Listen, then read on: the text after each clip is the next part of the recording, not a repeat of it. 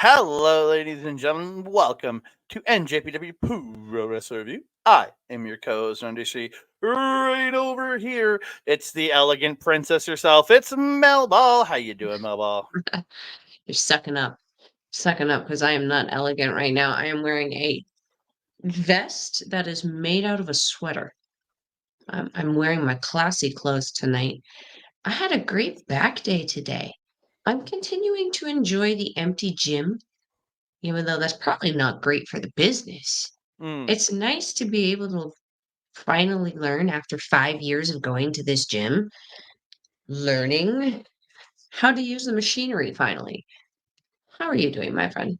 I'm doing all right. I'm doing all right. Been working my job this week and very tired. Long days, but it's worth it for the paycheck. Let's just say that. Hey, ain't it always? I saw what I'm getting paid on Friday for a week and a half's pay, or less than a week and a half's pay, and I was like, "Yeah, I'm happy." Good. That is always Yep. good. Yes, it is. Yes, it is. But we're not here to talk about me getting paid or Melba getting swole. But everybody loves to talk about you getting swole. But uh, you're a little, Fair. you're a little swole, you know. I wish I could show off my back. She got ouchied today. I even got a compliment from the trainer today because I guess my muscly Leslie's looked really nice. Nice. Yes. Makes me happy. Makes me proud. But we're here to talk about nights number 5 and 6 of the best of the Super Juniors. We're going to get into it. But before we do that, I want to thank each and every one of you guys. Thank you so much for joining us here. And everybody that's been subscribing the last while, and those of you that have been subscribed from the beginning, thank you all so very much. And all those subscribed in between. We really appreciate you guys. Thank you so much. We continue to grow slowly but surely, and we're loving doing what we're doing. Being back at work, I got so much less time for this, but I'm making my time work. So I'm watching shows in parts, and it's kind of helping. Getting up, going to bed early, and getting up super early, and watching in the morning before I work actually really does help. It's weird. It gets your brain going because this stuff is not slow. Holy hecking crap. No, so I just want to thank each and every one of you. Please like the video, subscribe to the channel, comment down below, share us out to all your friends, family, and all the crazy architects that are building the crazy buildings everywhere in the world. And don't forget to hit that notification bell so you can be alerted every time we drop a new video.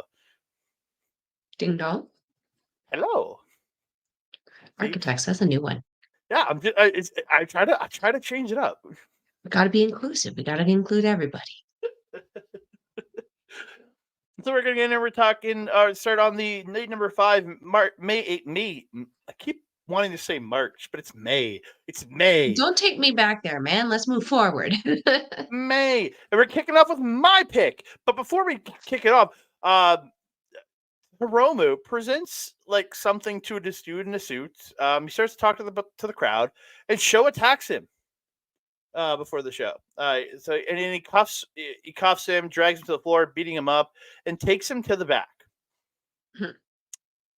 And then we get the return of Walker Stewart, baby. Or I guess he already did he already? No, this was his return, right?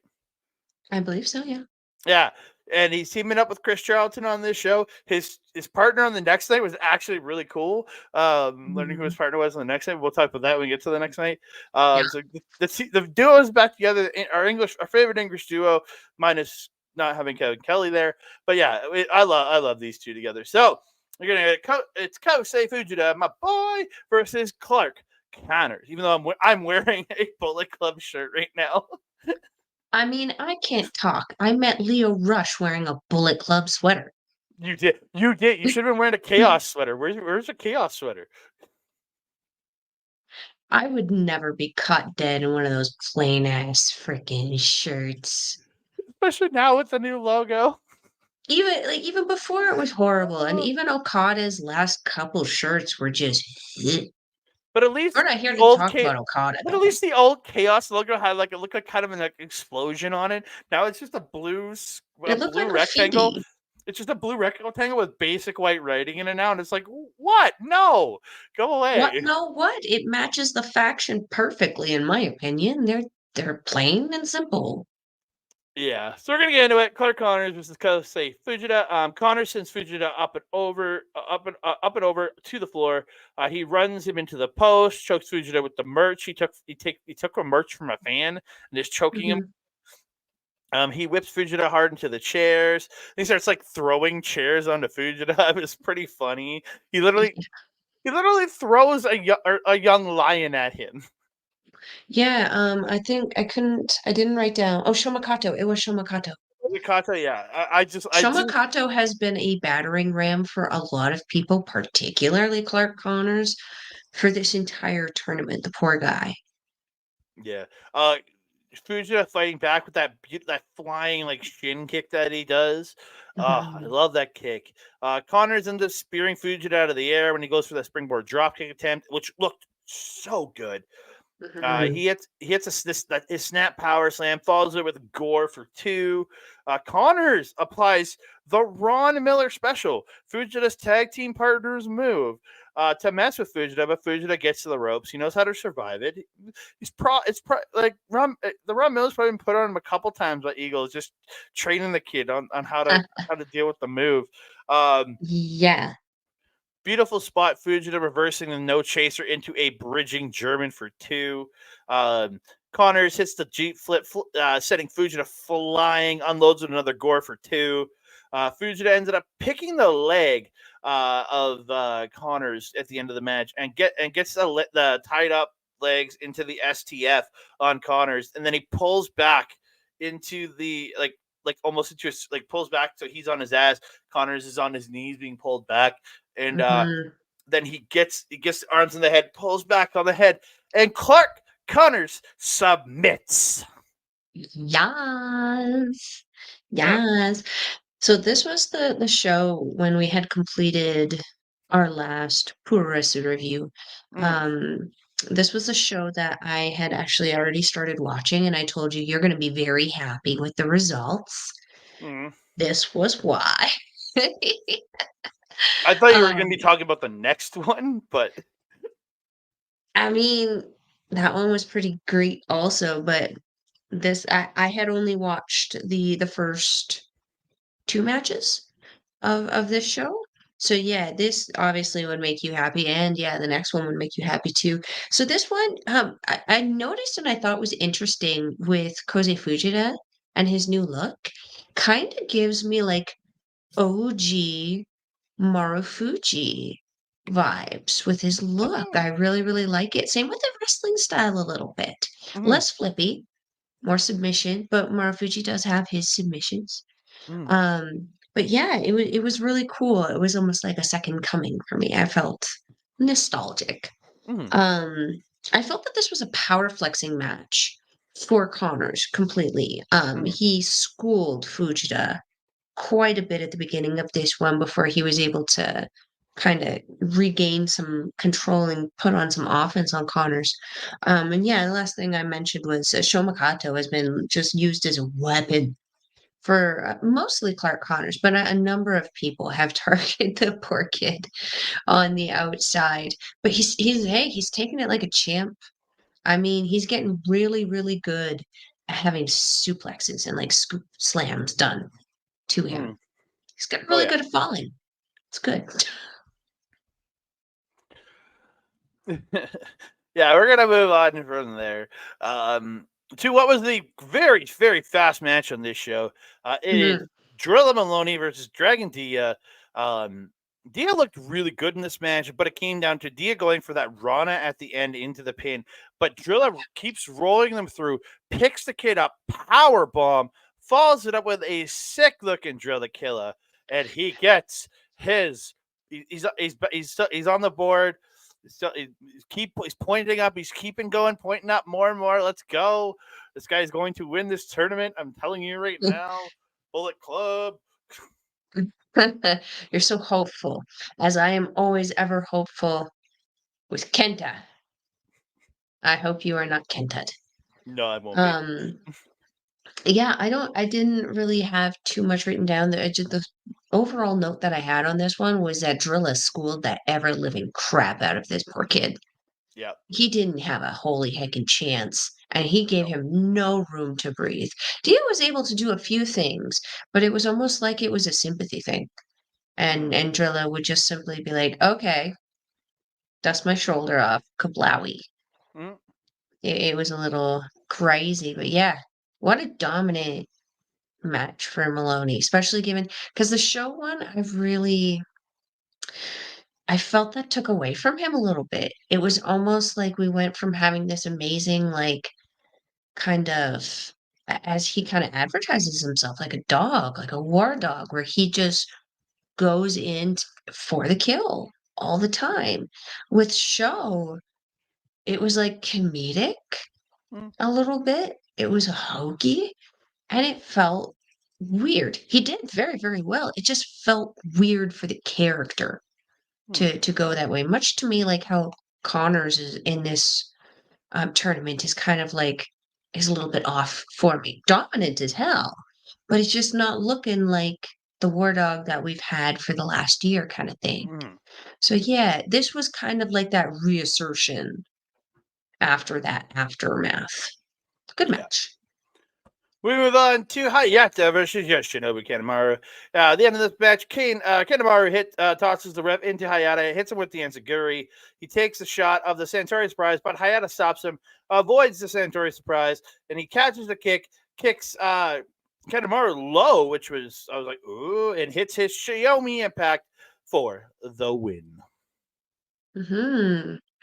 It was the match was very well done. It for me it never peaked. It was a climber. It just never quite got me terribly, terribly excited. What I was very interested in, though, was the commentary, where blah blah blah, drawing a blank Walker and Chris Charlton were discussing the history of Yoshinobu Kanemaru and Hayata in Noah, and like with the history with the junior title, and how Yoshinobu Kanemaru is kind of the record to break. He is the best junior from this kind of generation. So to see Hayata pick up a win over him, damn, it's Mm-hmm. pretty cool, pretty impressive. Very much is. So we Hmm. move on to a flippin' good match. It's Doki versus Ninja Mack. And I say that because Mack is a flipping maniac. Like, literally, a flipping maniac. Because, dang, is even good. Like, just the flips and everything he does. There was a great, like, kung fu thing in this match where they're kung fu dancing each other. And Yeah, yeah, it was almost like they had the same kind of martial art background stance there. It's I pretty thought cool. that was hilarious. The end of this match comes Ninja Mack with a top rope Rana, but Doki, my typing looks like just yeah. But Doki rolls through and he gets a 2 count, then transitions into the Doki Joki, which Ninja Mac eventually falls over, and Doki is awarded the victory by submission. Yes. This was a flippy match, but this was fun. It was a nice way because like Doki is kind of that wrestler who doesn't always pull out his aerials, but he will when he's kind of winding down if he's facing someone larger than him. Mm, And he has a tendency to do that with like the multi-tag matches and stuff. This was a match where he got to show off his like really show off his lucha background, really show off his aerials. I really had a lot of fun with this. I'm enjoying seeing Ninja Mac. This was kind of my first time kind of seeing him. Because I know he's been in GCW, but I haven't admittedly seen any of it. I'm really enjoying his stuff. It's very fun. It's very eye-catching, it's very entertaining, and then pairing it up with someone who's as entertaining and showmany as Doki was just such a perfect pairing. I would love to see them go one-on-one again. mm. Yeah, I think they did so well. And I think I'd like this in a different environment, like a Dominion Mhm. or another, or maybe a Noah card where Doki can get it, like, can come in. They can do like a good 15-minute solid junior match. I think that would be really good. Yeah. Heck yeah. Make it So happen. we move over to the match, another match that pissed me off. This was the shortest match of the night. It's TJP versus Bushi. It. I'll say that I wrote this down. Love Bushi's entrance mask with that giant horn. That mask budget. Yeah. That mask budget must be huge. It's a good thing his wife has that Hello Kitty money. I thought that was a bit of a reference to Roosh. Yeah, I think so. Or Yeah. to like the different Mexican wrestlers that have the horns and everything on their gear. Maybe a Roosh Liger used to have that one or because he was El Liger. Blanco. No, that wasn't a Liger horn. That was definitely a Mm, longhorn bull. yeah. Yeah, my immediate thought was Roosh just because he was one of the original founding members of Los Ingobernables in Mexico. Mm, So might be. Yeah, I don't recall ever seeing Roosh work a ton with Bushi though, so it might just be no, like a quiet homage. there's a But yeah, connection. there's a connection. It's loose, but it's there. Yeah, because he's running what Los Fascion de Ingobernables now. Yeah, So, Los and it Fascion. almost looked like Angel Del Oro was going to start a new faction of Los Ingobernables before COVID, and then COVID had happened, and he ended up changing his gimmick entirely. I'm disappointed. I would have loved to see where he would have went with that. Yeah. So this match again, it was 2 minutes 55 seconds. The end of it comes. TJP makes the dumbest move by going for the corner to new DDT, running up the ref, essentially kicking the ref in the face, knocking him down.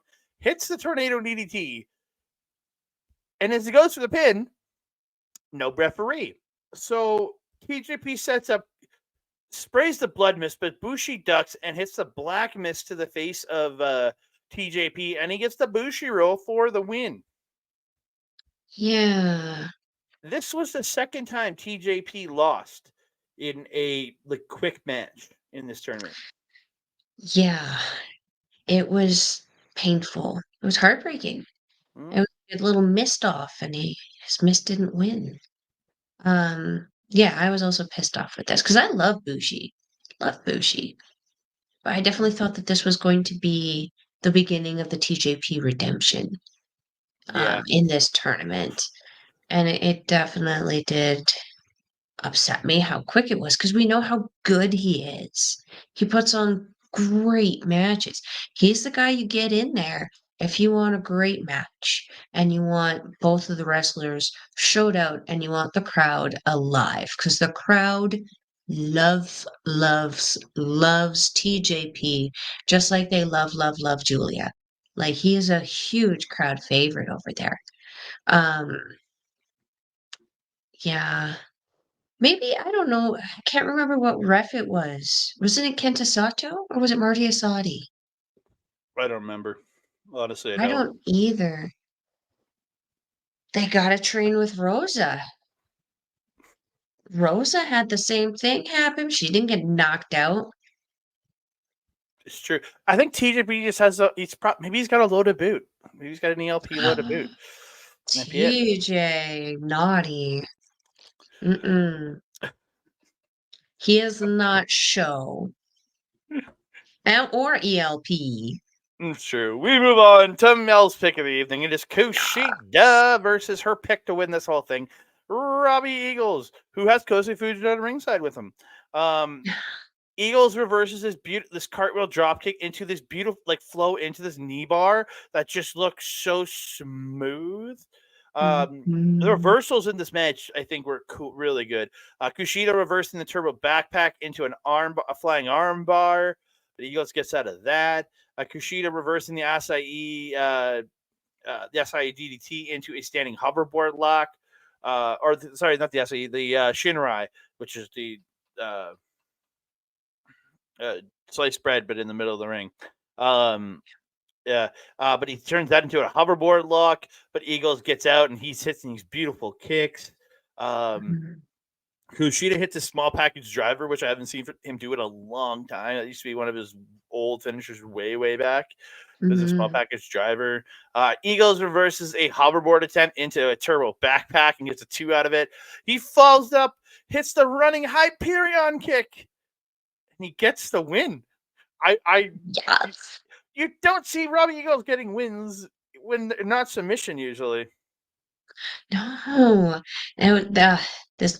this match also was just for me technical mastery. We saw Robbie Eagles. He's really good, kind of adaptable wrestler where he adapts kind of to what's kind of happening around him. Typically, we find him either doing that high speed power or high speed power aerial or high speed submission combo. There's some kind of combination happening. This was like mostly technical for him, and it was such a nice, refreshing change. And the crowd was so into this match.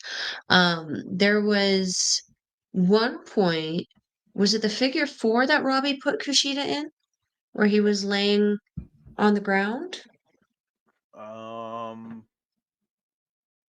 Yeah, figure four. It Yeah, looked like a figure four to me. he was. Yeah, I just Um, checked my notes. the the the asshole in Robbie Eagles came out, goes into the figure four, just lays back casually with his arms behind his head, just like, "Hey, I'm here. I got you in the figure four. I'm just chilling." I was like, such a dick move. I I'm, I, freaking love it. It was great. I'm surprised he didn't woo at that point, just to be a complete asshole. Uh, Yeah, I mean, I don't think we did need to go that far into the asshole thing, but it was perfect because it was like Robbie Eagles is another one who's very over with the crowd. You don't want him to lose momentum by doing something that maybe the Japanese audience probably wouldn't even Hmm. understand. Um, yeah, there was one point where Kushida came back really, really strong, started working over that arm of Eagles, started to get a little concerned. Maybe that's why he wasn't able to kind of do the submission finish. Very possible. Maybe. Yeah, I was also pleasantly surprised, but I was also surprised about the win here. But I'm happy because both our guys won tonight. Yeah, they're both what 2-2 now after this I one. think so. Yeah, both have 4 points after this. We'll talk about full points at the end of Yeah, the yeah. 19th. I have the points for the 18th, but I figured we just skipped them and just we would talk about it at the end of the 19th show. Sure, sure. The next we go on to the match that was my other pick that I was down to this, and the match I picked as my picks tonight: Teton versus Blake Christian. Blake Christian, man, that guy can adapt to anybody and just work. It doesn't matter.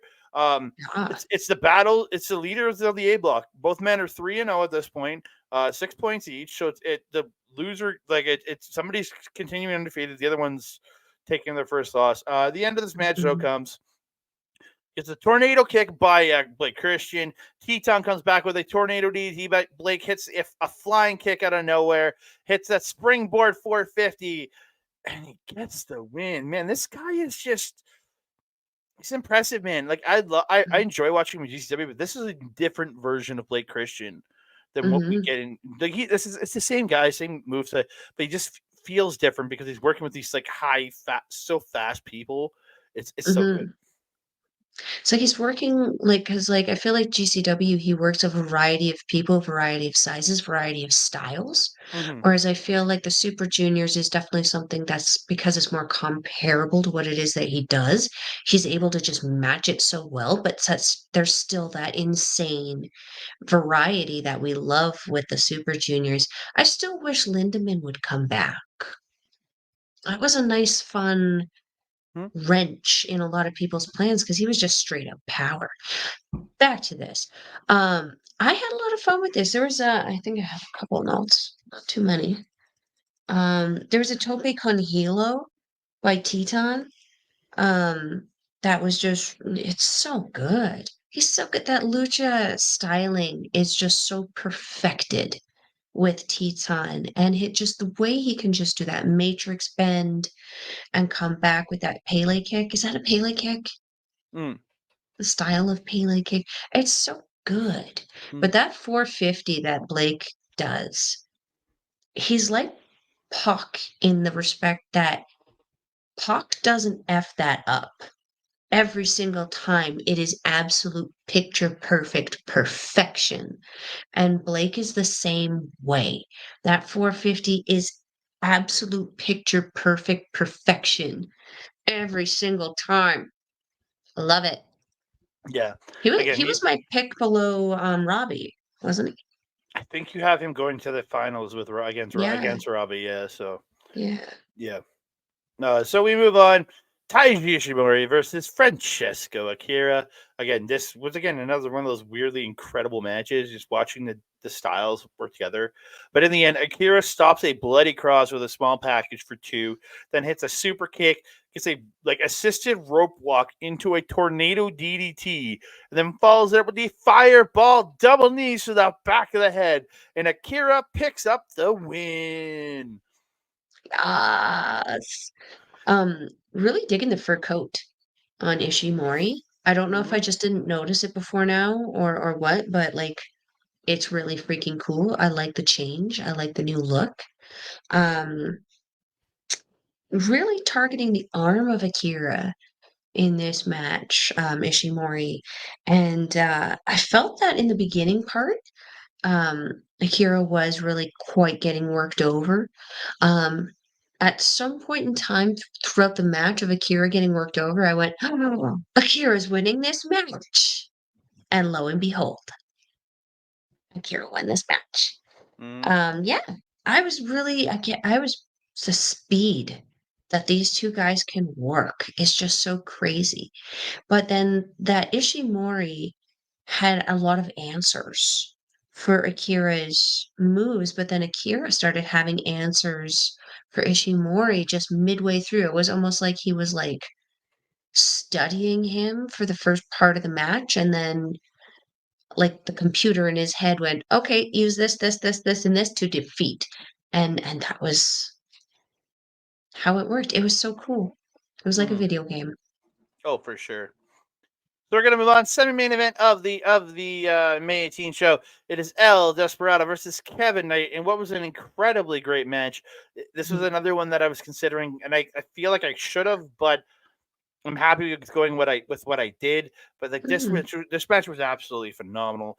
These two just killing it, and Kevin Knight has it just shows right here how good he is coming into his own right now, and mhm. yeah, there was a great spot. We actually did what is called the G5, which is also known as F5, in this match. I was like, okay, it's called the G5 now. Let's go with that. In the end, though, a Knight hits his beautiful spin kick to Desperado. He's on the top rope. Desperado blocks a superplex, pushes him off, but Knight comes right back with those springs in his legs, hops up, Ranas him off the top, follows it up with what I have always called a mushroom stomp because uh, he was in he was in TNA. He's a buddy of Matt Hardy's. But he where you jump up and then you jump up into the air and then you stomp down right on a standing person's chest just to crush him into the mat. Um, Dude, I love that move. And he just crushes him with that mushroom stomp, but only gets 2. Follows it up with the huge pendulum spike DDT. And Kevin Knight gets probably the biggest win that he's had in this whole tournament, or any tournament he's been in. This is easily his biggest win because like he's beating the Mhm. guy who just lost the title to show. So Yeah. who the man who really is the real champion, if you really think about it, the show was very dastardly in how he got that title. So he beat the real Yeah. champion. Yeah. If Desperado had mm, more reliable people in his corner, Hontai, Hmm. El Presidente, you are a part of Hontai, weren't he wasn't no, he wasn't on commentary. He would still be champion. This match though, I mean, what else can you say? I mean, Desperado is legendary. He's so good. Every match he has is so good. He puts so much effort into what it is that he does. But Kevin Knight, holy heckin' crap, has he really, it's a weird word to say, but he's blossomed over the last couple nights in this tournament. And he really is kind of, I don't want to say stepping away from Kushida because he still obviously has his back. He's his buddy, he's his bro. But like he's definitely kind of stepping forward and separately from Kushida in standing out for himself. Does that make sense? 100%. Yeah. Yeah. I don't have anything else to add on that one. All right, so we're moving on to the main event of the May 18th show. It is Hiromu Takahashi versus Sho. Again, Yeah, the wet willy. And yeah, and again, what the hell? he's just wet willing everybody. Um, so yeah, Sho cheats a bunch, as he always does. Uses Yujiro and all the garbage that he does. Super kick and the Hero Mushan Bomber, as Walker and Chris called it on this show. They called it Hero Mushan Bomber. But the ref is distracted. Hiromu stops the low blow, hits his own low blow, and runs Sho into Yujiro. He hits that facebuster, that dropping facebuster suplex, but only gets two. He hits another Hero Mushan Bomber, and he hits Time Bomb 2 for the no. Yujiro pulls up the ref. Bushi shows up, and he sends Yujiro to the floor and hits the Bushi Rocket, which is that suicide dive. Mhm. And then Hiromu hits the Hiromushan Bomber, hits Time Bomb 2 again, and he gets the win. Then he's presented by this like thing representing that he won a bunch of noodles. Like, He does do those like spicy noodle contests on his YouTube channel, so maybe it has something to do with that. They are utterly hilarious. If you haven't checked out Hiromu Takahashi's YouTube channel, I highly recommend it. I can't understand a word he's saying, but when they're eating spicy noodles, do you really need to understand? mhm. I'm pretty sure pain is translatable through every language through facial expressions. Yeah, the beginning of this match was just stupid, where Cho came out and was like trying to convince the ref that the match wasn't going to happen. Hiromu wasn't here, blah, blah, blah. And then suddenly Hiromu emerges looking like he spent a night at a frat house, with just like poop drawn all over him and an eye patch and Sharpie or something. I don't know. He was also handcuffed for a good chunk of the match. It just, it was kind of a joke. It wasn't as bad as I expected it to be, though, given that House of Torture was involved in it. But that also might be because a number of the House of Torture people aren't on this tour to ruin things. So, Yujiro's still there, though. Maybe we can change that. Somebody? Anybody? Please. But yeah, it wasn't a terrible way to end the show, but it certainly wasn't what I would have done. Yeah, the best thing about House of Torture right now is the fact that Kanemaru isn't using his team. Like No, he for the doesn't most, need to. I think Yujiro. I don't think Yujiro showed up once for him yet. No. Um, and he's still cheating. He's still using dirty tactics, but it's all on his own. Which you can cheat all you want, just if you can keep it clean, like this clean enough cheating. Mhm. I'm not mad at it. It's when you having all of your teammates attack is when I start going blah, go away. That's fair. That's fair. I agree. Yeah. So we kick it into night number 6, May 19th. We're kicking it off with Joe Maloney versus Francesco Akira. Commentary. Walker Stewart said Akira is dealing with a knee injury, which Mhm. supposedly has been an issue for a bit, but really flared up against Taiji Ishimori the night before. So Ajola is attacking the knee throughout. This isn't a long match. He's working over. He uses a knee bar at one point, or he uses a knee bar. And Akira taps out at 4 minutes and 38 seconds. I was just like, Yeah. what? Um, yeah. Drilla keeps holding the knee bar after the match, has to be separated by the Young Lions, tosses them out, reapplies it. The ref is breaking him up, and he finally lets go. And Akira is injured. And I will give an update right now. Francesco Akira is out of the remainder of this tournament. He has suffered a knee injury, and he will be gone for the rest of this tournament, which really sucks because I thought he was getting some great momentum before this match. But Yeah. Drilla. My boy getting another 2 points. He did indeed. Yep. He did indeed. Mm-hmm. Um, yeah, Drilla obliterated Akira in this. Yeah. Like, just destroyed him. He barely gave him any room to breathe. It was like that knee was blood in the water, and Drilla Maloney was a bull shark.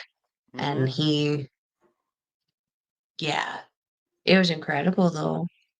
It was interesting to see him do that because Drilla has been very, very, very set on his Drillakilla throughout this Mm-hmm. entire tournament.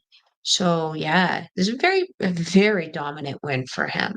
Yeah. Scary dominant win. Like Dragon Dia was insanely dominant, but this, like, I think Akira got off maybe 1 or 2 offensive moves in this match. Hmm. I think in total, the only one I wrote down was his tornado DDT or the satellite DDT and He the struggled back a elbows. lot. Yeah, so like I feel so bad for Francesco here, man, and I hope he gets bounces back quickly because I think Naughty. this kid is a fireball, man. Heck yeah. Didn't they say like 2 months, I think? Something like that. I have it. 2 or 3 months. Something. I have the article set for when we do Japanese wrestling update on Friday. I have that all ready to go. I have that in my information. So yeah, Coolio. Well, balls. yeah, balls. We move over. Bushi versus Kosei Fujita. Again, really fun match here. I thought Fujita got a Mhm. lot of good offense in throughout here, but in the end, Bushi hits the running MX for 2, then goes up, hits the MX off the second rope, and gets the win. It's so really interesting to see, like, because I'm that person who likes to make those connections. If this person beat this person, that means that this person can beat this person. So it's interesting because Kozi Fujita has a win over Clark Connors, doesn't he? Hmm? I think so. Oh, she has a win over Kozi Fujita. That's interesting. It's very interesting. This was a very playful match for Bushi. I felt that like he popped off his little poses a little bit, playing in the ring. He was kind of like taking some pages out of Tetsuya Naito's book, kind of goofing around, playing some mind games with Fujita, and I think it got to Fujita a little bit. Hmm. I think it annoyed him a little bit, and it kind of distracted him, got him off his game a little bit. But yeah, fun little match. Oh yeah, 100%. We move on. Oh, and in between this and the next match, if you the wide shot, showing the wide shot of the arena, you can see Drilla Maloney being guided over to English commentary because he joined Walker Stewart for the rest of the night. I thought he did a Yes. pretty darn good job Yeah. for a guy Yeah, I who's agree. for a guy who's never done commentary before. As far as I know, he might have done commentary in a promotion in the UK, but he's never been on a New Japan commentary before. I thought he did a great job. I agree. I agree. And if I'm not mistaken, I don't quite remember hearing him swear. He I think he might have, actually kept I don't recall hearing him swear and at all. that might have been a mandate because he's a voice that is hearing throughout the night. When it's Tamatonga would swear in his promos and stuff, but that's not constant throughout the entire night. So that might be Oh yeah. Well, Andrilla and Connors both have a tendency, and like just all of the Bullet Club War Dogs have a tendency to get pretty vulgar with their language at ringside. But it was interesting to hear for the entire night that he kept that kind of aggressive tone that you would expect out of Drilla Maloney, but without being overly vulgar. I thought it was yeah, cool. yeah. I think maybe it's an evolution in his character. You never know. Mm. I just enjoyed the accent. Yeah, we move on. It's Doki versus Dragon Dia. Again, this another really good match. I thought these two flowed very well together. But in the end, Mhm. Doki gets the huge lariat. Dia gets to swing around on Doki into a crucifix driver, but he only gets 2. A series of reversals from both Doki, and then Doki finally gets him into position. Suplex de la Luna for the win. Yes, it was nice to see the breakup because we've been seeing a lot of Doki Chokis lately, which I'm not complaining about. But at some point in time, someone's going to be like, he's always going to go for the Doki Choki. I can get him. And we got to keep them guessing. So I like the variety. The only thing I wanted to add was there was an Acai moonsault by Dia onto Doki would look so good. That kid's Mhm. got a lot of talent. Oh, he does. He does. Like this, and again, he's still very, very young, so he's got a lot of time in front of him, and Yes. I think he's only going to evolve and be great for DDT, and hopefully, maybe transitions into a Noah or a New Japan. Like I would love to see him transition up. Yes. Not that On DDT is anywhere you don't want to be, or no, is he DDT or is he Dragon Gate? I can't remember. He's DDT because Drilla mentioned in the commentary at the end that that flippy dippy stuff might work on DDT, but it's Yeah, NJPW is the big leagues. I don't know if verbatim that's what he said, but I remember yeah, the DDT part. you're right. You're right. So I move on. Yay! Kevin Knight versus Yoshinobu Kanemaru. Kanemaru in the end of this match comes. Kanemaru uses the ref to stop a DDT attempt, and the ref gets knocked down. Santori's rise by Kanemaru. He reverses the sky high. To reverse the sky high spine buster by Knight. He applies the figure four. He's been and he's been working over Knight's knee the entire match, and he gets the win. Mhm. Mhm. Yeah, that was all I said for that was one of my notes. Kanemaru really working the knee on Kevin Knight in this one.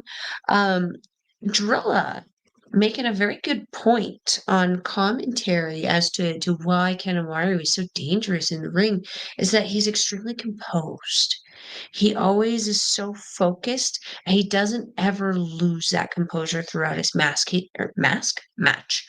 Mm-hmm. He's always so focused on, trying this, that didn't work, try this, that didn't work, try this, that worked kind of thing.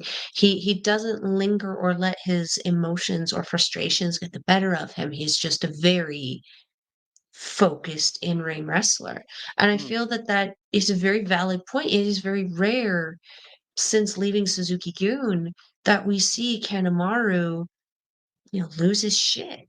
He is the calm person in House of Torture. He's the one who's kinda, like, hanging around on the outside, kinda Mm-hmm. waiting for his moment.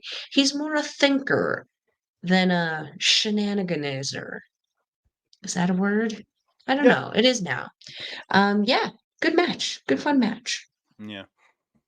We move on to the battle of the best of the Super Junior old school right here. These guys were battling back in the 2010s. In the late 2010s, wrestling in the best of Super Junior, wrestling each other over the IWGP Junior Heavyweight Championship for years. Taiji Shimori versus Kushida. 2 minutes and 33 seconds. They wrestle around a bunch. Kushida's trying for the hoverboard lock. They wrestle around some more. Kushida traps the head in the leg scissors, and he just grabs the leg, pulls him back. 1, 2, 3. Kushida gets a leg scissor or a head scissor pin combo and gets the win.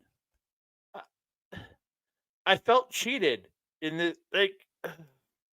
I agree, cause like, we know Ishimori does have that technical prowess. He has a few submissions that he loves to pull out.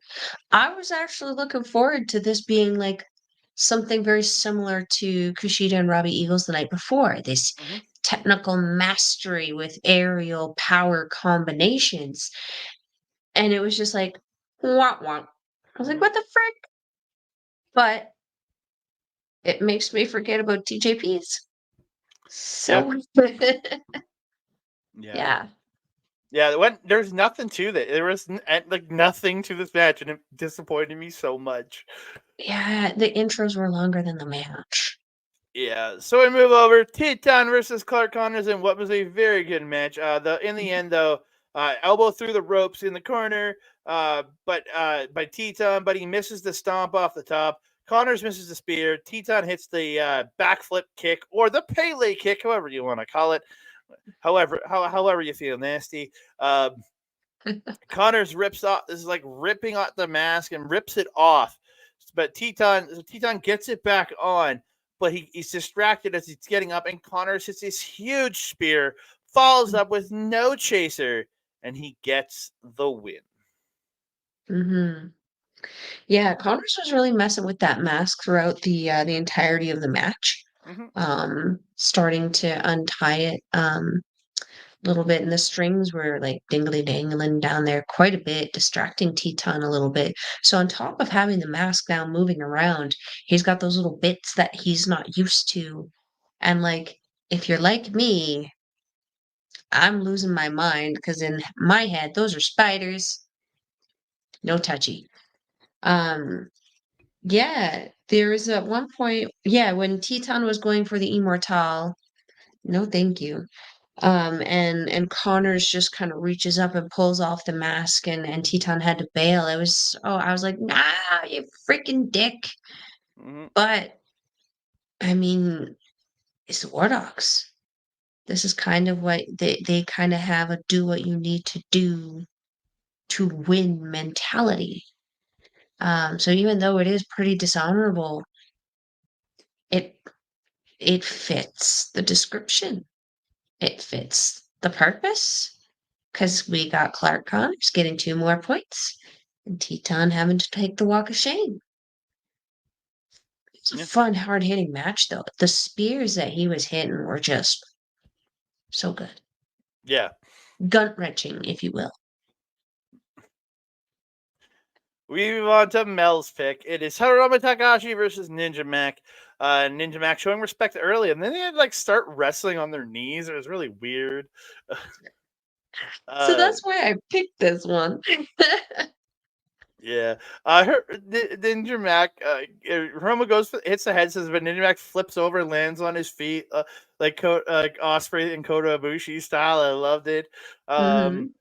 Ninja hits this like flip up kick, sending Hiromu to the floor, but he ends up missing the backflip Fosbury flop thing. The backflips into the Fosbury flop. Hiromu Hmm. tries to sunset bomb off the apron, but Mack backflips out of it and gets him up and actually ends up hitting him with an apron bomb, which looked just rough as hell. Yeah. Um, he hits a flying headbutt in the ring. So he's going up, and they're thinking they're literally Walker's calling for his ninja bomb, which is that Phoenix Splash, but Hmm. he just hits like a flying headbutt for 2, and I was like, nice, nice. um, he goes back up, but this is where Hiromu gets the knees up on his ninja bomb, which is the Phoenix Splash, and Hiromu hits the time bomb for 2. He goes for Hiromu goes for head scissors again, but Ninja does flip out and lands on his feet again. But Hiromu then pulls a triangle out of nowhere, and Ninja Mack taps out. It was the D. His triangle he calls the D. Oh, the D. Yeah, I hesitate to call it that because, alternative meanings for the D. But yeah, It's this D. It's D for destruction. Come on. I think it was dynamite is what he was going for, but sure.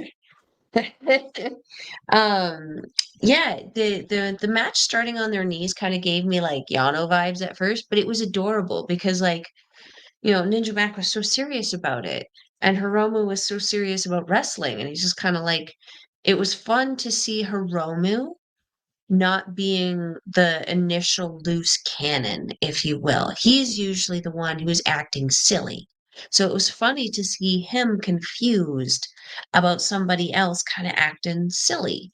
Mhm. Um, what I found even funnier was when Hiromu joined him on his knees and did the handshake and then remained on his knees. The style of pants that Hiromu wears. They're like those kind of shorts that go down to your knees. Like the same length as John Cena's jorts. But like the bottom like 4 inches is like a faux rainbow fur. So when he was on his knees and just the way he was holding himself and trying to like run around and keep up with Ninja Mac, he looks like a tiny John Morrison from the WWE days with those furry pants. Waddle, waddle, waddling around, screaming at Ninja Mac. It was adorable, but it was so funny. And what was even funnier is throughout the match, they went back to the knee spot a few times where like they would go back down there and you could hear the crowd just as a whole just start giggling to themselves because of how funny and adorable it was. Um, yeah, that sunset bomb reversal and then hitting Hiromu on the apron was just brutal. And I feel like probably one of the more aggressive things that we've seen from Ninja Mack in this tournament. Um, I felt that Ninja Mack was showboating a little bit though at the end of this match, and his showboating distracted him from Hiromu, which enabled Hiromu to lock in D and finish off the match, which I actually thought was a fun little way to kind of finish up the match and the story, because it was one of those matches where they created a story that was only supposed to last the match. And it was just a really fun little thing. So yeah. Yeah. I like that they went to goofy, then they got serious about stuff, and then they Yeah. start getting into the high spot. Again, I thought it was a good all around match. Yeah. It was Yeah. like for me, it was a great combination of a match and comedy and just diversity, but also introduction. Because again, this is my first kind of introduction to Ninja Mac. I already know who Romo is. I mean, he been in here a hot minute. Um, Mm. so yeah, it was a nice little showcase story match for me, a little flash story, a micro story, if you will. Yeah. We move on to my pick of the evening. Oof. I knew you were gonna pick this TJP. one. This was my other pick. But you knew I was going with it because if you I would have picked did. it, I had another choice. It was okay. I wouldn't have been mad at you. TJP versus Hayata. I think people already know why I'm picking this match. Hayata knocks TJP off the apron, hits a beautiful planche, runs him into the post repeatedly on the floor. In the ring later in the match, Haluva kick. Then he gets TJP gets the lace wash and the running boot. Then does it again. Does another lace wash and running boot. Usually when he does it a second time, it doesn't work. Yeah, true, true. Yeah. This time it hit. But TJP puts Hayata in the tree of woe, go to the top, forces him to sit up, and hits that tree of woe stomp for 2. Later in the match, Hayata attacks him up top as TJP's up top. He tries to show me impact off the top, but he can't. He gets knocked off. But TJP misses Mamba Splash, and Hayata kicks him in the face. Hayata hits a top rope moonsault for 2. Look, really, that moonsault that arc he has on his moonsault looks really good. So good. The end of the match though comes. The knees are Hayata gets the knees up for the Mamba Splash. Hayata then hits his 403 Impact DT. He follows it up, going for Show Me Impact or Show Me Impact, but TJP pulls a small package out of nowhere, and he gets his first 2 points of the tournament. Let's And go.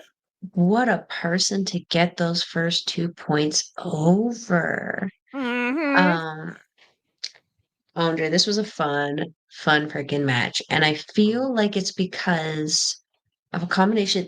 Both of these guys have such a charisma about themselves that is almost effortless. TJP, as I mentioned earlier, so over with the crowd. The crowd loves TJP, probably because he's such a nice guy. And then Hayata has this like what I wish Sonata had. This like almost quiet, impending charisma that you're almost like cautious of him. Like, what is he gonna do next? These two together had that entire crowd in the palm of their hands. If they wanted them to swell and cheer, it was so effortless. They just did a few things and boom, the crowd was erupting. They had the crowd oohing and awing throughout the entire thing. The crowd was so into this match and I loved it. Yeah, the face wash you mentioned, I love that with TJP. And again, you're right. Usually the second time doesn't work with him, but it mercifully did in this one. I also noted that I feel TJP and Hayata wrestle a very similar style that Yeah. is still even amongst themselves unique. Like Hayata doesn't do a face wash, but TJP does, kind of thing. Like there's certain things that each does that they have similarities to, but they're still unique enough to be standalone Mm-hmm. people. Um, so many near falls.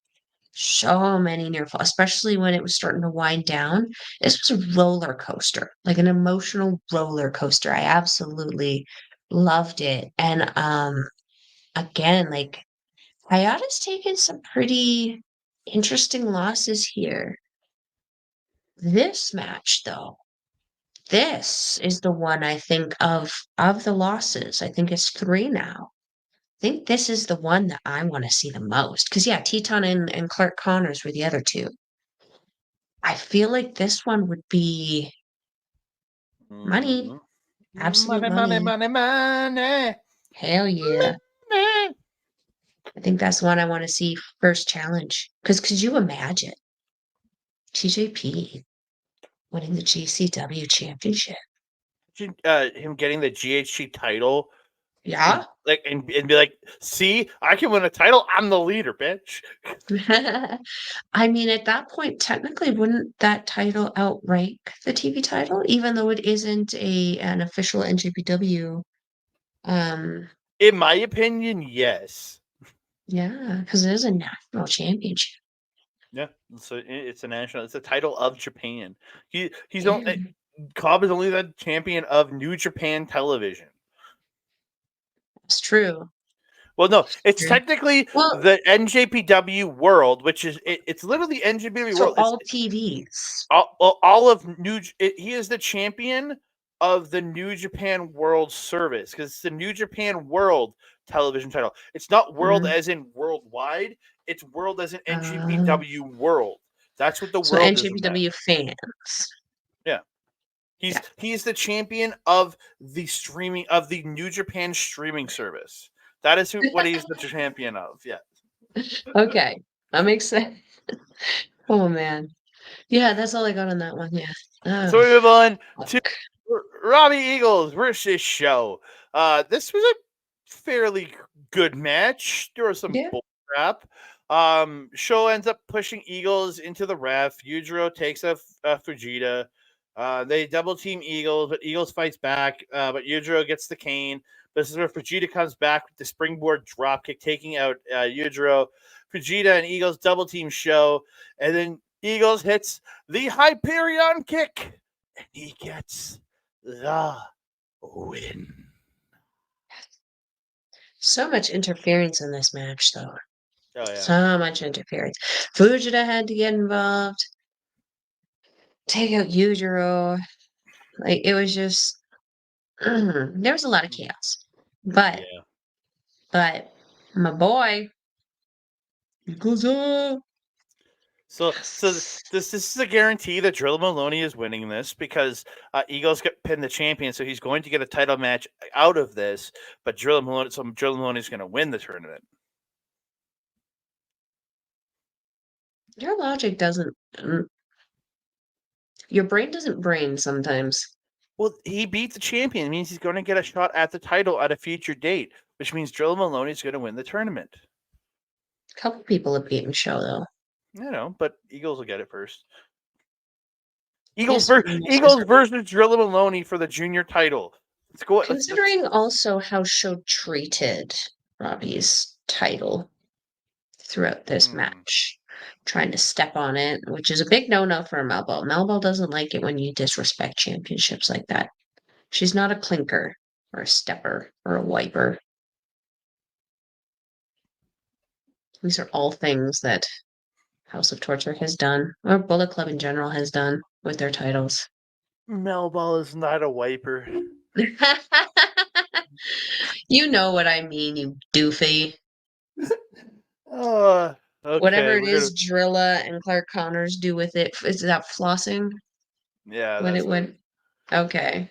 We kick it over to the main event. This was the other pick for me. If Mel had picked the TJP match, I would have picked this because this match was Oh, this was absolutely great. Drilla. Saying it's a good thing Christian didn't bring his GCW title with him because it looks stupid. It's stupid looking. Rude. It it's I think Drill Maloney's kind of right though. The title is kind of stupid looking. I mean, we can't really talk. Look at the TV title. Actually, the TV title I look at And the the KOPW title. yeah. Like we can't really talk. Like the IWGP titles look great. Both like the tag titles, both the junior Oh, and the okay. heavyweight ones, they look great. Okay, But the like, title they have now can't be the original title. Yeah, there's an old GCW title. The one they have now is actually very pretty. I'm thinking of one of the older GCW titles. Yeah, see. Sorry, yeah, Jella. You have a nice beard though.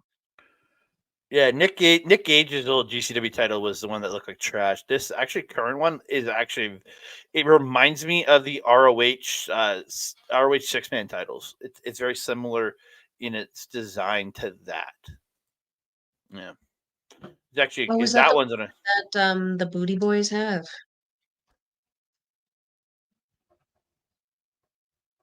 Is that not what they are? The uh, Booty Boys and Jay White? the gun club. Sure. Booty Boys. It's the ass boys, but I actually Yeah, I think they which would actually for like your version PG better. owns, right? I think they would actually like your version better. You should tweet The that out to Booty them. Boys. You should tweet that out to them. Just clip this. Oh, I should Yep. clip this and put it online for them to watch. There we go. Boom. Yay, Booty Boys and White. This match was actually a really good match. Really strong throughout. I think both men. Again, this is another where Christian has that ability to work with anybody. The end of Mhm. this match though comes. They're trading kicks, hard strikes. Blake gets this huge knee to the head. Desperado hits this just straight right punch, gets him up. Double underhook pile driver, rolls through into pin Che Loco, and Blake Christian takes his first loss of this tournament. Yes. Do you notice wardrobe change for Mr. Blake? I Mm-hmm. think he got frustrated with his boots. He just put on his trainers, which I personally think one, look Mm-hmm. better, and two, he's performing better. Because I've also started watching, I think it's what, the 21st show? And he was in the same shoes, the trainers that he was wearing in this show. And again, he's moving a little more confidently. I think the new boots were maybe not the best idea for the tournament. And again, you got to break a pair in too. That's the other problem. Well, I don't know if he had or not because I don't watch GCW regularly. I just see Mm. clips, so I don't know if those are the boots that he was wearing. They looked brand new. Yeah, like I feel like he got the new boots going into this. It's like I'm doing best Super Juniors. I'm gonna get new Gotta boots. look my Yeah, best. Yeah. yeah. Totally relatable. I mean, and why the frick not? I mean, look at Bushi. He's got all new outfit, mask, everything. Why didn't you just go see Um, Bushi and get him to buy him a pair of boots? He's got the Hello Kitty hey, money. I love that you say that now. Um, yeah, but like I like the wardrobe change, and this one was kind. I believe this was like bluish kind of gear, like black and blue gear. Very nice, opposite kind of look to Desperado, who's been wrestling in red for this tournament. Mm. Um, I really enjoy it because Desperado is such a showman. He has such charisma that you can hear him yelling through his mask typically, and he has just he's very theatrical as a Melball is with his hands and can express things to the to the crowd, which is why he's one of my favorite wrestlers. So what I loved about why I brought that up is because Blake and Desperado were very much like being heely hammy with each other in that like when Desperado was making his intro and his music is playing. And we love that music, the little Mexican like guitar kind of music. Blake Christian was dancing in the corner, just wiggling along, like, yeah, this is great. And then there was one point where they ended up they separating from whatever it was that they were doing, and Desperado's like, "Oh, and giving him a round of applause, and Blake's like, like they were having fun while still having a very serious and well put together Mm. wrestling match. This was a phenomenal main event. Blake was really targeting that left arm, particularly on the outside when he went out there, which Desperado relies very heavily on for some of his moves. A very smart move by Blake on that part. Otherwise, yeah, phenomenal main event. I love this show. This was a great show overall. Yeah, I thought great show. Both these shows were just amazing. I'm very much Hmm. looking forward. I'm in the middle of watching Marigold, so the Marigold show. I don't. Have you finished that Hmm. one yet? I've gotten through a few matches. I've gotten through the whole show, but I was also cleaning my kitchen while I was watching the last three matches, so I want to sit down and watch them a bit more Yeah, in because depth. I had it in my head that that was the next show we were doing. So, but Yes. we'll talk about that off here. Yeah. But yeah, I had a great time watching both of these, and then just the wrestling that's all coming out right now is just insane.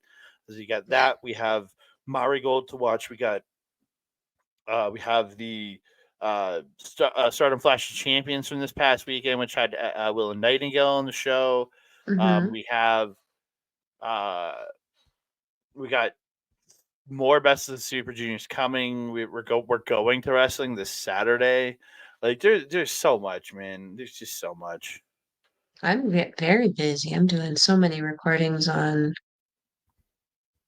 Friday and no Sunday. Sunday. Because we're probably Sunday. recording some. Yeah, because we're probably recording something, and we've got an episode of Ladies Wrestling Showcase that Astrid and I are going to be putting out. We're gonna be at a brunch on Sunday and then watching Double or Nothing in the afternoon. Oh shit, you're right.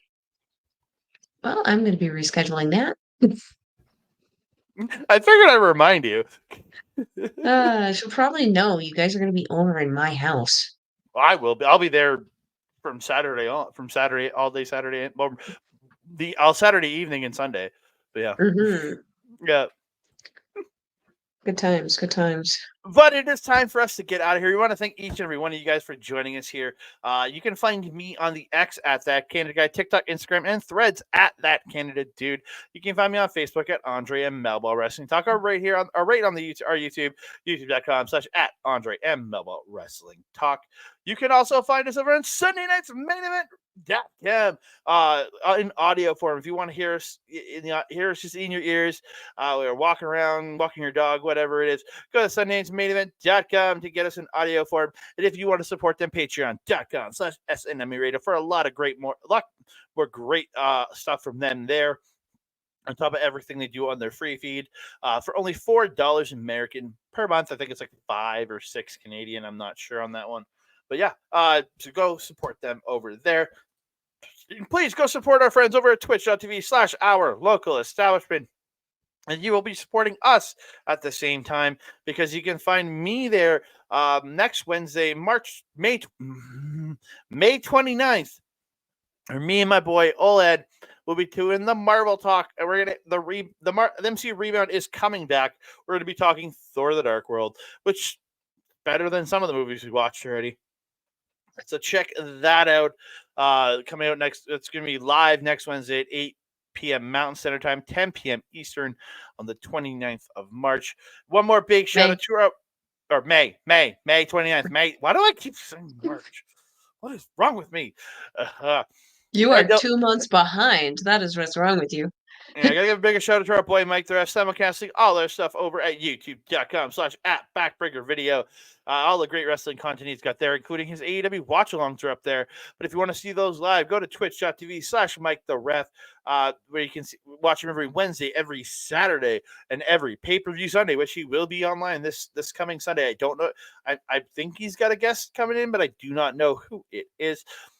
So check him out over there. And there's all the great gaming content that he does live on Twitch every other day of the week. And even on those even on wrestling days, he does gaming there too. So check him out, twitch.tv/MikeTheRef. And if you want replays of his gaming content, go to youtube.com/@backbreaker_gaming, where you can find stuff from him, Mr. PJC, Mr. Rick Jules, that's the guy right there. And don't forget their freaking guest, Kayla J. Kayla J. Kayla J. Kayla J. Kayla J. We love Kayla J here. Yes, we do. Melball, where can they maybe even find you? Maybe even find me. You can find me on the X thing at Collins Melball. You can find me on everything else: Facebook, Instagram, TikTok, Mastodon, and Blue Sky at Melball Collins. You can also find me on our local establishment's programming, Japanese Wrestling Update, with this guy over here every Friday at 8 p.m. Mountain Time, unless it's not. And then we will let you know. We usually do these shows live, however, this Friday the show's on Saturday, so we will be live on Friday. It's the following Friday we won't be live. Following Friday, we will be at LPW, right? Yeah, that makes sense. Where did I go from here? You can also find me on Astro Pasquara's YouTube channel, where we do our show, Ladies Wrestling Showcase. We have an episode coming up, clearly going to be rescheduled for the recording, but we will let you know on our socials when that is coming out. If you're wanting to watch New Japan Wrestling, you can check the link in the description box below. It is njpwworld.com. It is 999 yen, or approximately 10 Canadian. Shout out Sean Spiels. But it's more like 750, according to me. But it's still an amazing price to watch some amazing professional wrestling.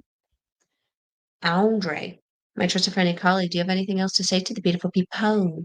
I just want to say thank you to everybody. If you're listening to us on any form, over at Sunday'sMainEvent.com. Thank you for supporting them and supporting us. Again, support them at Patreon.com/SNME Radio. And I want to thank everybody watching the YouTube, whether it's Andre Melball Talk, whether it's Backbreaker Video. Thank you so very much for joining us here. Please like the video, subscribe to the channel, comment down below. Please share us out to all your friends, family, and crazy rich Asians. And don't forget to hit that notification bell so you can be alerted every time we drop a new video. Ding dong. Hello. I only said it because the movie's coming out on Netflix next month. It's going to be free to watch there, so finally I will see it. I mean, Rich Asian could get us to Japan. I'm just saying. And that being said, I am your Melball. Over there is Dre. We will see you next time. Adios.